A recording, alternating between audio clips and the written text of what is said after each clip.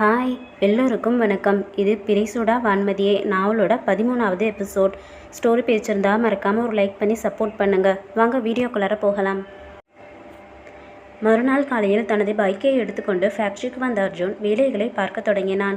ஒரு ஃபைலை எடுத்து பார்த்து கொண்டிருந்தவனுக்கு அதில் இருக்கும் கணக்குகள் எல்லாம் தப்பும் தவறுமாக இருப்பது போல் தோன்ற உடனே மனோகரை அழைத்தான். என்ன மனோகர், இதெல்லாம் தப்பு தப்பாக எழுதியிருக்கு என்று அந்த ஃபைலை நீட்டினான்.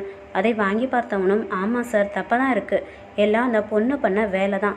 எதுக்கு தான் இது எல்லாம் வேலைக்கு வந்து நம்ம கழுத்தை அறுக்குதோ. எந்த பொண்ணு மனோகர்? மித்ரா சார், அதுதான் இந்த ஃபைலை மெயின்டைன் பண்ணும். சரி, நீ போய் அந்த பொண்ணை கூட்டிட்டு வா என்று சொல்லி அவனை அனுப்பி வைத்தான்.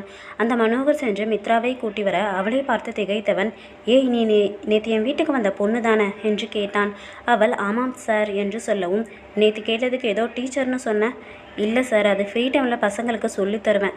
ஓ, இங்கேயும் ஒர்க் பண்ணிவிட்டு அது எக்ஸ்ட்ரா பார்ட் டைம் ஜாபா? அவள் பேசாமல் இருக்கவும், சரி, நீயே பெரிய தத்தியாக இருப்ப போல, இதில் உன்கிட்ட படிக்கிற பசங்க எப்படி இருப்பாங்க என்று கேட்டான். என்ன சொல்கிறீங்க? ஃபைலில் தப்பு தப்பாக டேலி பண்ணி வச்சுருக்க. என்ன உளர்றீங்க?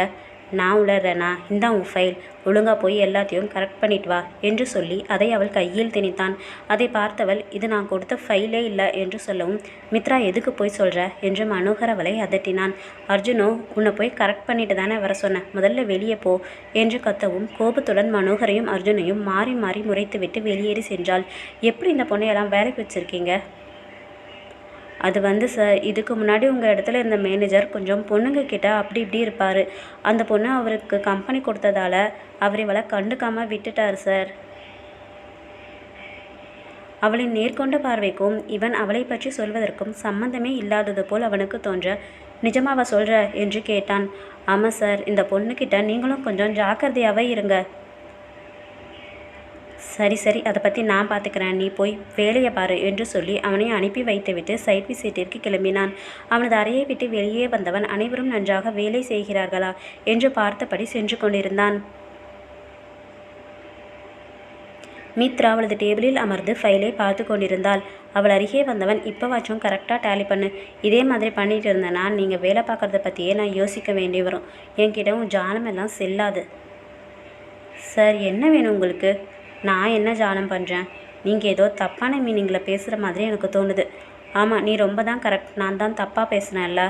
ஹலோ, நீங்கள் சொன்னாலும் சொல்லாட்டியும் நான் எப்போவுமே கரெக்ட் தான் சார். நீங்கள் போய் முதல்ல உங்கள் வேலையை ஒழுங்காக பாருங்கள் என்று சொல்லிவிட்டு ஃபைலை பார்க்க தொடங்கினாள். திமிரு பிடிச்சவ என்று மனதினுள் அவளை நினைத்தவன் தோலை குலுக்கிவிட்டு சென்று விட்டான்.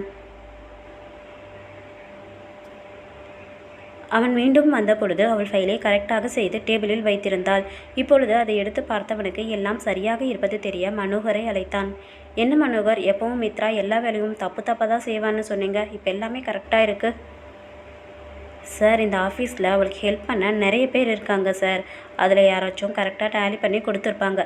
சரி போ என்றவன் அவன் வேலையில் மூழ்கி போக அடுத்து வந்த ஒரு மாதமும் அமைதியாக கழிந்தது. அர்ஜுன் மித்ராவை பற்றி மறந்து கூட போனான். அந்த கிராமமும் அதன் ஃபேக்டரியில் வேலை செய்வதும் அவனுக்கு மிகவும் பிடித்து போய்விட அவனை சுற்றி ஒரு நட்பு வட்டாரத்தையும் ஏற்படுத்தி கொண்டான். அன்று ஒரு சனிக்கிழமை அர்ஜுன் அந்த கிராமத்தை விட்டு வெளியே வந்து டவுனுக்கு சென்று தேவையான சில பொருட்களை வாங்கி கொண்டு அவனது வீட்டிற்கு வந்து கொண்டிருந்தான். வரும்பொழுதே சற்று இருட்டியது போல் ஆகிவிட மிதமேகத்துடன் வந்து கொண்டிருந்தவன் வழியில் மித்ராவை கண்டான். அவள் ஸ்கூட்டியின் அருகே நின்று கொண்டு கைகளை பிசைந்து கொண்டிருந்தாள். பைக்கை நிறுத்தலாமா வேண்டாமா என்று அவன் யோசித்து கொண்டிருக்கும் பொழுதே அவள் அவனை பார்த்து புன்னகைத்து சார் என்று கூப்பிட்டாள். தாண்டி சென்று விடலாம் என்று ஒரு நொடி நினைத்தவன் பின்னர் என்ன பிரச்சனையோ என்று யோசித்தவனுக்கு நிறுத்தாமல் இருக்க மனம் வரவில்லை. பெருமூச்சை வெளியேற்றியபடி அவளை தாண்டி சற்று தூரம் போய் பைக்கை நிறுத்தினான். அவன் நிறுத்தியதை கண்டதும் அவன் அருகே ஓடி வந்தவள், சார், ஸ்கூட்டியில் பெட்ரோல் தீர்ந்துருச்சு போல, ஸ்டார்ட் ஆக மாட்டேங்குது. இஃப் யூ டோன்ட் மைண்ட் கொஞ்சம் பெட்ரோல் மட்டும் வாங்கிட்டு வந்து தரீங்களா என்று கேட்டாள். அங்கிருந்து பெட்ரோல் பங்கிற்கு 2 கிலோமீட்டராவது செல்ல வேண்டும். வாங்கி வரலாமா வேண்டாமா என்று சிறிது நேரம் யோசித்தவனை பார்த்தவள், ப்ளீஸ் சார், நான் ரொம்ப நேரமாக இங்கே தான் நின்றுட்டு இருக்கேன், நீங்கள் மட்டும்தான் வந்தீங்க. ஏன் கிளம்பும் போதே பெட்ரோல் இருக்கான்னு பார்த்துட்டு வர தெரியாதா? கொஞ்சம் கவனிக்காமல் விட்டுட்டேன் சார், மழை வர மாதிரி வேற இருக்குது, கொஞ்சம் ஹெல்ப் பண்ணுங்க சார். சரி இரு, நான் போய் வாங்கிட்டு வரேன் என்று சொன்னவன் பெட்ரோல் பங்கிற்கு சென்று பெட்ரோல் வாங்கி வந்து அவளிடம் வாட்டர் பாட்டிலில் கொடுத்தான். அதற்குள் நன்றாகவே இருட்டிவிட்டது. ரொம்ப தேங்க்ஸ் சார், உங்கள் ஹெல்ப்பை மறக்கவே மாட்டேன் என்று சொன்னவள் பெட்ரோலை வாங்கி வண்டியில் ஊற்றிக்கொண்டு ஸ்கூட்டியை ஸ்டார்ட் செய்யவும் அது ஸ்டார்ட் ஆகிவிட்டது. மீண்டும் ஒரு முறை நன்றி கூறியவள், நாளைக்கு நீங்கள் ஃப்ரீயா என்று கேட்டாள். எதுக்கு கேட்குற? இல்லை சார், நாளைக்கு குன்னூர் டவுனில் ஒரு மேஜிக் ஷோ இருக்குது, அதுக்கு வரீங்களா? அவன் எதுவும் பேசாமல் இருக்கும்.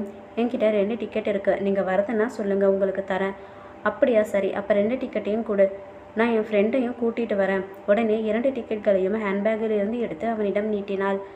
அவள் 2இல் ஒரு டிக்கெட்டை மட்டுமே கொடுப்பாள் என்று எதிர்பார்த்தவனுக்கு அவள் 2ஐயுமே கொடுக்கவும், ஏன் நீ வரமாட்டியா என்று கேட்டான். உனக்கு டிக்கெட் வேண்டாமா? சார், நான் வேணும்னா வாங்கிக்கிறேன் என்று சொல்லவும், அதை அவன் வாங்கிய உடனே, சார் டிக்கெட்ஸ்க்கு 500 ரூபா கொடுங்க என்று கேட்டாள். உடனே திகைத்து போனவன், ஏன் என்ன டிக்கெட் சேல்ஸ் பண்ணுறியா? ஆமாம் சார், எப்படியோ விற்காத டிக்கெட்ஸ் எல்லாம் என் தலையில் கட்டியிருக்கியா?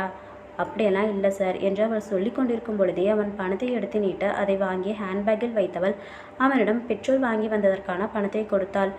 ஓகே சார், நாளைக்கு மீட் பண்ணலாம் என்று சொன்னவள் ஸ்கூட்டியை எடுத்துக்கொண்டு முன்னே சென்று விட்டாள்.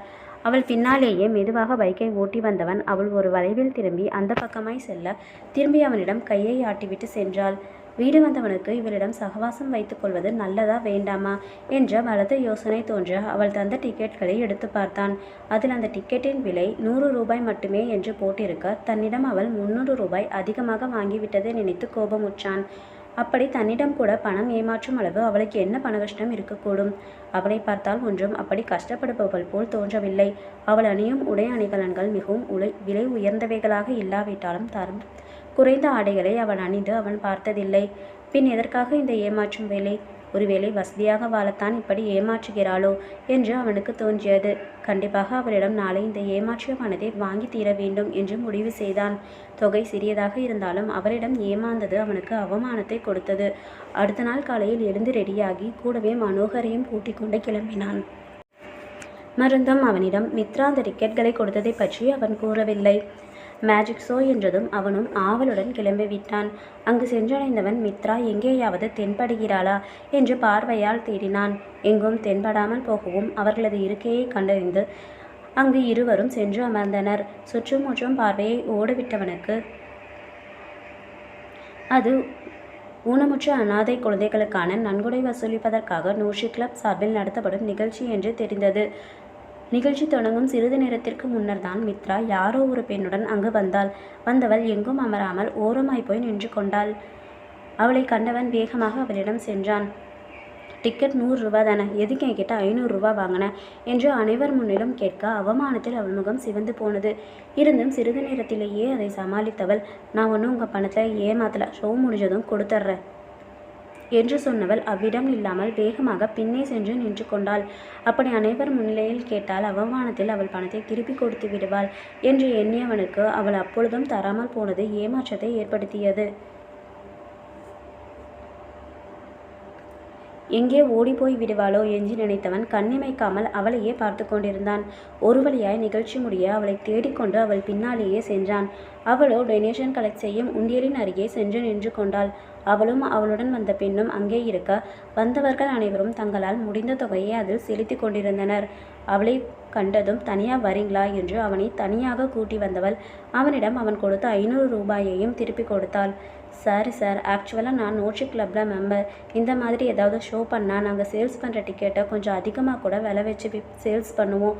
பட் சாரி, இதை உங்ககிட்ட முன்னமே சொல்லி தான் பணம் வாங்கியிருக்கணும். It's my fault, sorry sir என்று சொல்லி அவள் செல்ல பார்க்கவும் அவளை தவறாக புரிந்து கொண்ட தன் மனதினை கடிந்தவன் அவளிடம் என்ன சமாதானம் சொல்வது என்று தெரியாமல் விழித்தான். கேவலம் ஒரு 300 ரூபாய்க்காக தான் கேவலமாக நடந்து கொண்டதாக நினைப்பாளோ? கண்டிப்பாக அப்படித்தான் நினைத்திருப்பாள். அனாதை குழந்தைகளுக்காக நிதி வசூலித்தவளை திருடி போல் தான் நடத்தியது குற்றம்தான். இருந்தும் அவளிடம் மன்னிப்பு கேட்க அவனுக்கு கூச்சமாக இருந்தது. அவன் யாரிடமும் மன்னிப்பெல்லாம் கேட்டதில்லை, அதுவும் ஒரு பெண்ணிடம். அதற்கு அவன் தன்மானம் கண்டிப்பாய் ஒத்துக்கொள்ளாது. என்ன செய்வது என்று யோசித்தவன் ஒரு 10,000 ரூபாயை எடுத்து அவளிடம் நீட்டினான். மித்ரா, ஏன் சார்பா இந்த பணத்தை வச்சுக்கோங்க என்று கொடுத்தான். அதை இன்முகத்துடன் வாங்கி கொண்டவள், ரொம்ப thanks sir, if you don't mind, இங்கே லஞ்ச் அரேஞ்ச் பண்ணியிருக்காங்க, சாப்பிட்றீங்களா என்று கேட்டாள். சற்று நேரம் யோசித்தவன் ஓகே என்றான். பிறகு அவனை அங்கிருந்த அனைத்து நண்பர்களிடமும் அறிமுகம் செய்து வைத்தவள் அவன் அருகிலேயே அமர்ந்து சாப்பிடவும் தொடங்கினாள். இதையெல்லாம் பார்த்து கொண்டிருக்கும் மனோகருக்குத்தான் உடலெங்கும் பற்றி ஏறுவது போல் எரிச்சல் எடுத்தது. அங்கிருந்து கிளம்பியவர்கள் ஊருக்கு சென்று கொண்டிருந்தனர். சார், அந்த மித்ரா கிட்ட ஜாக்கிரதையாக இருங்கன்னு சொன்னேன்ல, எதுக்கு சார் அவகிட்ட போய் பேசுகிறீங்க? மனோகர், எனக்கு என்னமோ அந்த பொண்ணை பார்த்தா தப்பான பொண்ணு மாதிரி தெரியல. ஐயோ சார், பார்த்தீங்களா, உங்களையே கவுத்துட்டா. நீங்களும் அவன் நடிப்பில் ஏமாந்துட்டீங்க. உங்கள் நல்லதுக்கு தான் சார் சொல்கிறேன். முடிஞ்ச வரை நம்ம ஃபேக்ட்ரியை விட்டு அவளை துரத்துற வேலையை பாருங்கள் சார் என்று அவன் சொல்லவும் அர்ஜுனுக்குமே சற்று குழப்பமாக இருந்தது. யாரை நம்புவது, யாரையும் நம்பாமல் இருப்பது என்று அவனுக்கு ஒன்றுமே புரியவில்லை. ஹாய் செல்லக்குட்டீஸ், ஸ்டோரி எப்படி இருந்ததுன்னு மறக்காமல் கமெண்ட்டில் சொல்லுங்கள். ஸ்டோரி பிடிச்சிருந்தா லைக் பண்ணுங்கள். தேங்க்யூ.